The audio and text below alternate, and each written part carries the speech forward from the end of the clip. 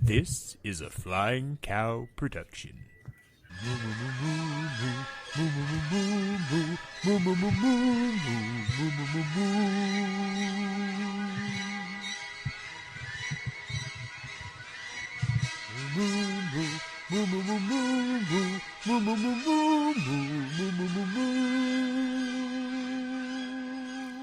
Well, hello and welcome back to the Great Film Challenge. I am your host, Clay Johnson, the Flying Cow himself, and here with me, as always, for this podcast is my nephew, Aaron. Aaron, how we doing?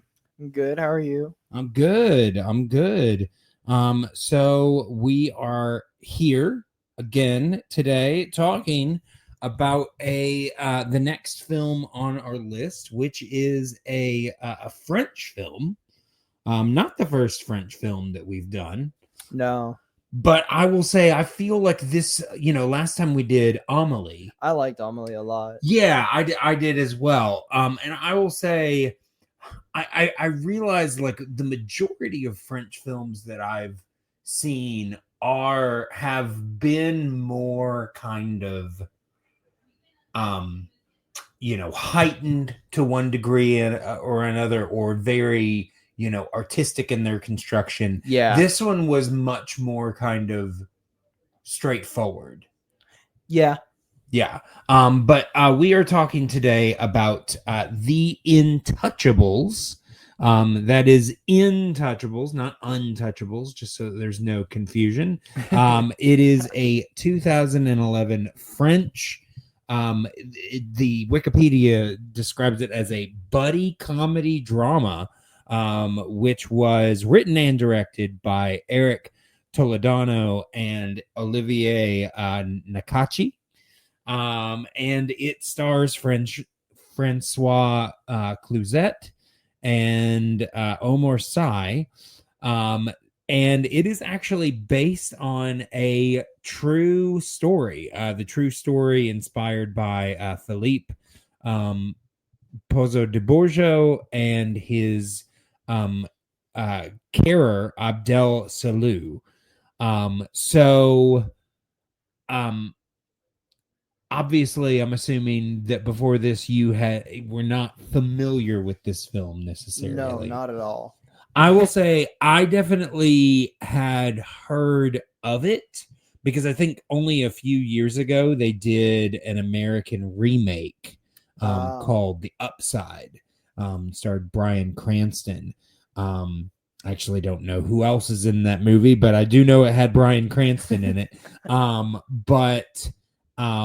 Yeah, I mean, I hadn't seen either version, but I was aware that was a remake of the French version, and I do remember looking it up at that time. So I had heard of this, and I was familiar with the subject matter and everything.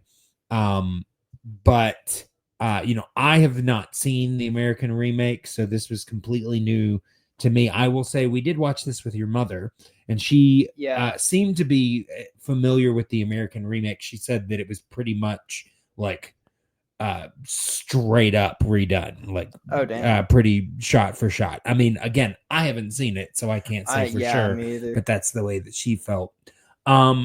So just kind of jumping in here, Aaron, what did you think about this film? I liked it, especially more. Like, I liked it way more as the story went on. Sure. Yeah, and just to give people a background about what it is, in case you haven't seen this film either, it is basically, like I said, it's based on a true story about a wealthy Frenchman played by Francois Cluzet, and he basically is a paraplegic. He has no movement from his neck down.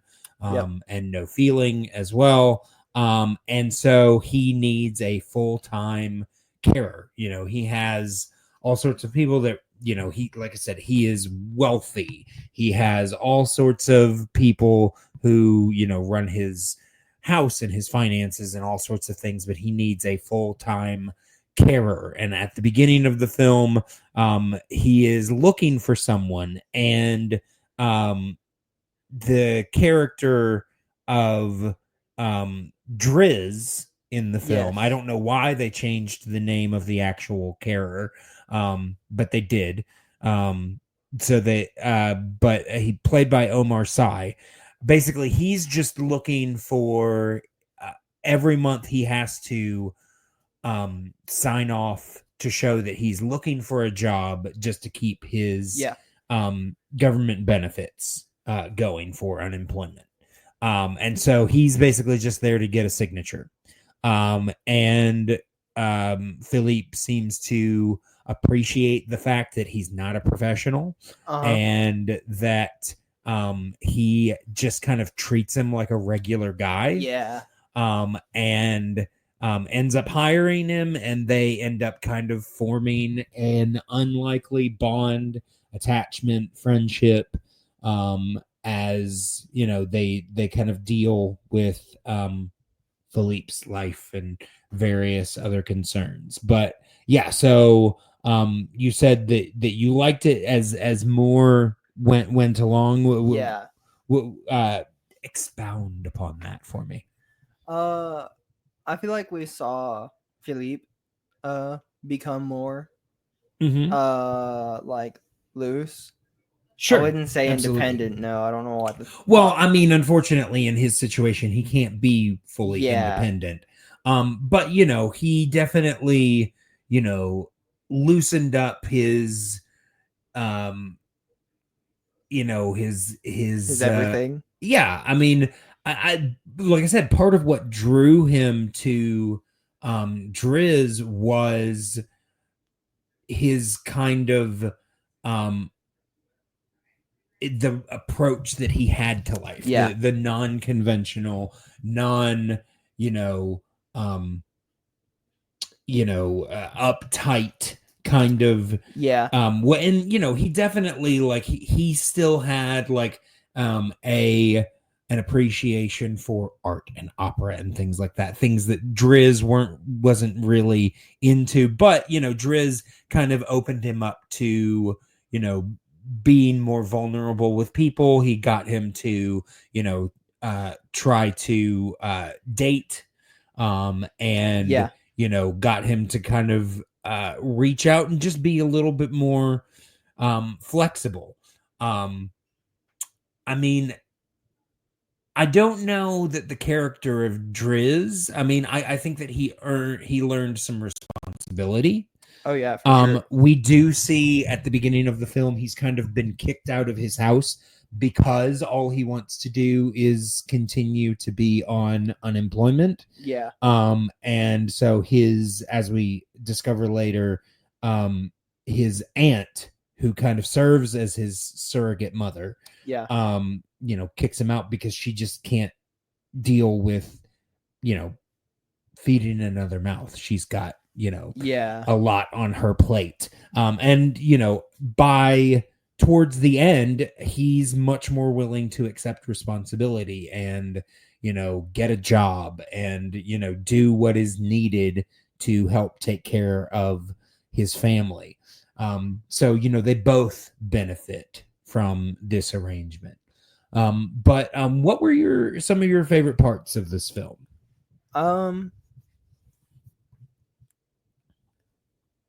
I really liked I think I don't remember. I think it was his birthday or something. Philippe's birthday. Yes. When they had the composers over and all the classical players, that was really fun. Yeah. And then the ending part of that too, where they were Dries was showing off his music. Right. Yeah, there is a bit where because like I said, Driz doesn't really have a lot of he's just not very familiar with a lot of the things that Philippe values. Yeah. And so he's trying to get him onto classical music.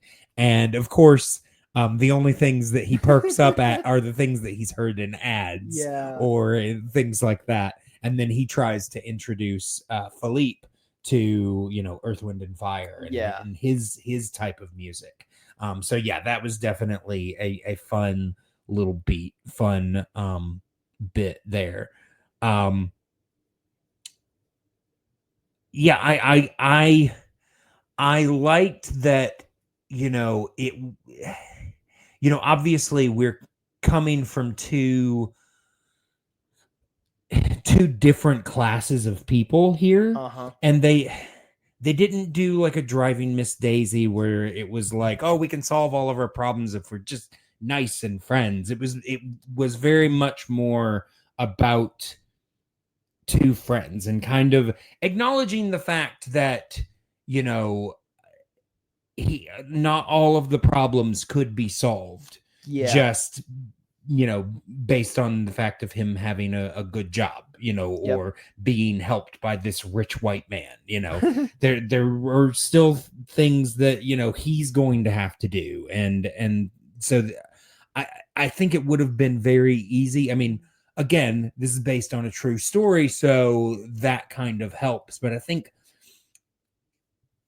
if this had originally been adapted by Hollywood, obviously it was eventually remade, but I think that they would have there would have been much more of an inclination to turn it into like a white savior story, and I don't feel like that's really the case here. I mean, they influence each other, like we said, Yeah. but Driz is the one that helps his family, not Yes. Philippe. I mean, yes, Philippe gives him the tools to mature to the place where he's Yes. willing to do that. But Philippe is, or not Philippe, Driz is the one that does those things. Yeah. And so I appreciate that. But yeah, I mean, is there anything else that you want to talk about this film? Some of the smaller things, like, I'm kind of surprised. Elisa, his daughter, Philippe's daughter, Okay. was the way she was. I figured someone who, well, doesn't have a active parent wouldn't be like that, but I mean, I guess that's one way you could turn out. But I mean, again, she's also a teenager. Yeah. So, I mean, for context, his daughter at the beginning, Philippe's daughter, Elisa, at the beginning, when we first meet her, is just kind of, not kind of disrespectful and, just kind of doing whatever she wants. And just, like I said, basically very disrespectful, but at the time she's 16. Yeah, so I kind of get it.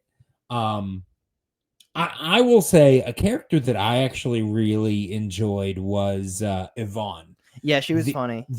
I think she ran the house, basically. I don't know exactly her title, but she was played by Anne Lanai. I enjoyed kind of the side relationship that we saw between her and Triz. Yes. Because there was that, I mean, definitely at first she didn't approve of the way of his methods and the way that he did things. Yeah. But I think eventually there was a friendship and a respect between the two of them, to the point where, she felt comfortable kind of making little jokes at his expense and things like that. It was a fun little relationship that they had between the two of them. But yeah, anything else? Steam's coming out of his ears, folks. He's a little teapot. I think for a last thing, it was kind of interesting seeing him leave for a bit. Well, technically permanently. To go take care of his family. Right. And then coming back at the end, helping him a bit. And actually having his date set up with I forgot what her name was. I can't remember off the top of my head either. Let me see if I can look that up. But yeah, no, it was I mean, the way that it was being portrayed, you could tell that he was gonna have to come back, Yeah. you know, because he was not liking any of the other caretakers. He just was not. I mean, they were not the same type of influence that he was getting from Driz. No. They were very, Professional. professional and, wanting to treat him like a client rather Yeah. than a person. At the very least, just, not really engaging with him. No. And so, yeah, he just wasn't happy. And so, yeah, you knew that he was going to have Driz come back even for just a little bit, just to kind of set him up for success. And yeah, like you said, he ends up setting him up with that date with Eleanor, or just Eleanor. I'm not really sure how they really pronounce. But yeah, that was kind of where they left off, was the beginning of that date. I mean, I will say that we do get a little bit of a cap off at the end where they tell us where they are now, and basically, apparently, Philip got remarried and has kids. And the real person, because I don't want to say Driz, because that's not the name of the real person, but Abdel, Abdel ends up also married with children, and they apparently remain friends. So that was pretty cool. But yeah, if I think that's about it. So want to go ahead and let people know how they can get into contact with us. Of course, you can reach us on Twitter and Instagram and Blue Sky at The Flying Cowpod. You can also email at theflyingcowpod@gmail.com. Make sure to check out everything we've got over there. And yeah, so Aaron, at this point, normally we would spin the wheel to decide what we're going to be watching next. But I have decided, and you agreed, because of the way that our release schedule lands, our next release is actually the day before May 4th. It's actually on May 3rd. So we decided what better time to review the Star Wars trilogy. Yes. So that is what we are going to be doing. We are going to be reviewing the original Star Wars trilogy. So for those of you out there, it's who don't just know what that means, it is episode 4, 5, and 6. So feel free to rewatch those to kind of play along with us as we go. But that is what we will be doing next time. But until that time, moo.